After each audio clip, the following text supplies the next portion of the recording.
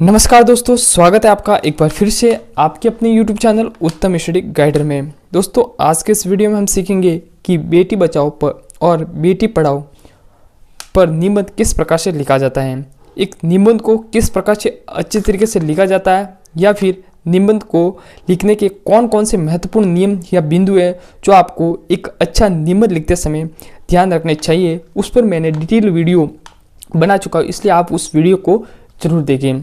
तो चलिए आज के इस वीडियो को हम शुरू करते हैं। आज के इस वीडियो में हम देखेंगे कि बेटी बचाओ और बेटी पढ़ाओ पर निबंध को किस प्रकार से एक अच्छे तरीके से लिखा जाता है। आपको ये जो निबंध है ये आपको हाफ ईयरली या फिर एनुअल एग्जाम को में देखने को मिल सकता है, तो इसलिए इस वीडियो को ध्यानपूर्वक देखें। तो सबसे पहले हम इसके अंदर देखेंगे रूपरेखा। रूपरेखा के अंतर्गत आपको क्या क्या लिखना है। सबसे पहले आपको लिखनी है प्रस्तावना। प्रस्तावना लिखने के बाद दूसरा आपको सेकंड पॉइंट लिखना है वर्तमान में समाज की बदली मानसिकता, ठीक है।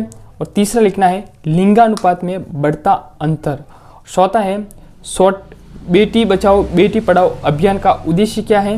और पांचवा आपको लिखना है उपसंहार। क्या लिखना है आपको? उपसंहार। तो सबसे पहले हम प्रस्तावना के साथ इसकी शुरुआत करेंगे। प्रस्तावना के अंतर्गत क्या क्या लिखना है वो हम देखते हैं।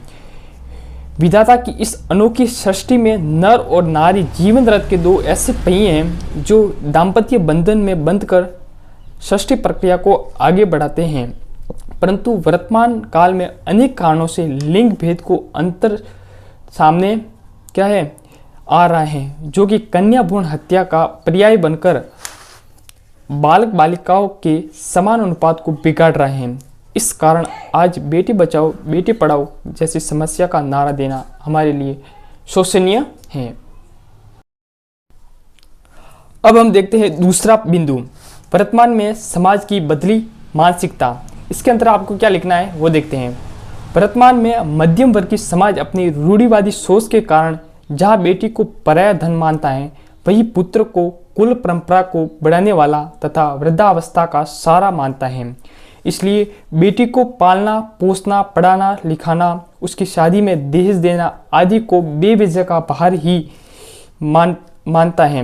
इस दृष्टि से कुछ स्वार्थी सोच वाले कन्या जन्म को ही नहीं चाहते, इसलिए वे चिकित्सकीय साधनों के द्वारा गर्भावस्था में ही लिंग परीक्षण करवाकर कन्या के जन्म को रोक देते हैं। परिणाम स्वरूप जनसंख्या में बालक बालिकाओं के अनुपात में क्या होता है? अत्यधिक अंतर दिखाई दे रहा है। तीसरा पॉइंट देखते हैं लिंगानुपात में बढ़ता अंतर। किस कारण के कारण इस लिंगानुपात में अंतर को बढ़ रहा है? वर्तमान में स्त्री पुरुष का लिंगानुपात गड़बड़ा गया है। विभिन्न दशकों में हुई जनगणना इसका प्रत्यक्ष प्रमाण है।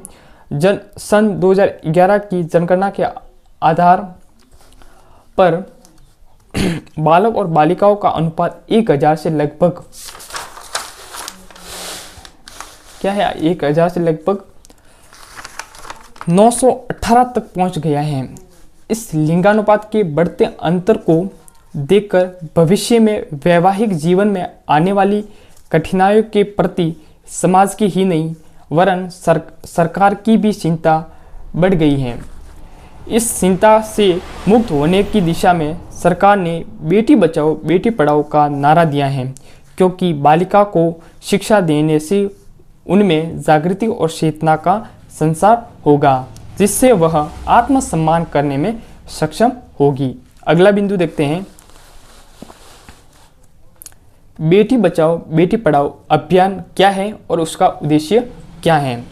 बेटी बचाओ बेटी पढ़ाओ अभियान की घोषणा जून 2014 को लोकसभा के संयुक्त अधिवेशन में हमारे राष्ट्रपति द्वारा की गई है।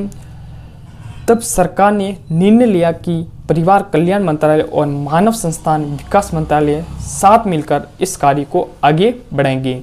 इस अभियान के अंतर्गत लिंग परीक्षण पर निबंध लगाकर बालिका भ्रूण हत्याओं को रोककर बालिकाओं को पूर्ण संरक्षण तथा उनके विकास के लिए शिक्षा से संबंधित सभी गतिविधियों में पूर्ण भागीदारी रहेगी। संविधान के माध्यम से लिंगाधार पर किसी भी प्रकार भेदभाव नहीं किया जाएगा।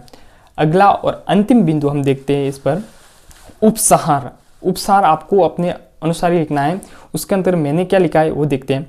बेटी बचाओ बेटी पढ़ाओ जैसा अभियान आज हमारे देश के सामने एक बहुत ही बड़ी सामाजिक समस्या के रूप में आकर खड़ा हो गया है। इस समस्या के निदान के लिए सरकार को ही नहीं, हम सबको सामाजिक दृष्टि से जागरूक होना होगा। इसके लिए हमें रूढ़िवादी सोच का परित्याग करना चाहिए और बेटे की तरह ही बेटी को भी पढ़ा लिखा कर जीवन जीने का अधिकार देना चाहिए। और इसी के साथ आज का हमारा वीडियो यहीं पर समाप्त होता है। तो आज का वीडियो यहीं पर हम समाप्त करते हैं। वीडियो पसंद आया हो तो वीडियो को लाइक ज़रूर करें और भविष्य में ऐसे ही वीडियो देखने के लिए हमारे चैनल उत्तम स्टडी गाइडर को सब्सक्राइब जरूर कर लेवे, क्योंकि हम ऐसे ही क्वालिटी कंटेंट आपके लिए समय समय पर लाते रहते हैं। धन्यवाद। जय हिंद, जय भारत।